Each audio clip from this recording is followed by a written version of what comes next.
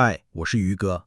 即便有子女和老伴，每个人都有一定概率在老到一定的时候会面临一个人的生活，而且还可能没有多少钱。这是不是一件很恐怖的事情？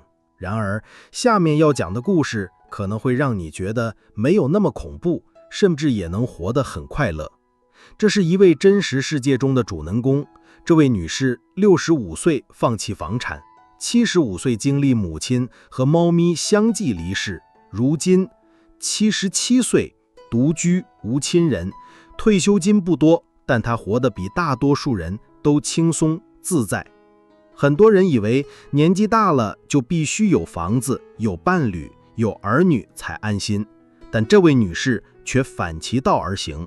她没有否认老年的不安和孤独，只是选择正面降展，不逃避孤独，而是爱上孤独，不依赖他人，而是与自己和平共处。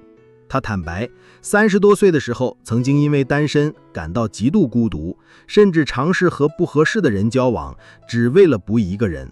40、50岁的时候，他靠工作找到了自立的感觉，但60岁之后，那股被掩藏已久的孤独感又悄悄浮现。想租个房子，还因年纪太大被拒，让他第一次感受到社会对老年人的冷漠。可他没有9次消沉。70岁那年，他学会了孤独不是敌人，是朋友。从那一刻起，他再也不渴望他人的陪伴，反而觉得一个人自由自在更好。除了心理上的转变，他也认真面对身体的变化。新冠疫情让他意识到自己没有专属医生，于是他主动寻找，并遇到了一位耐心又温和的医生。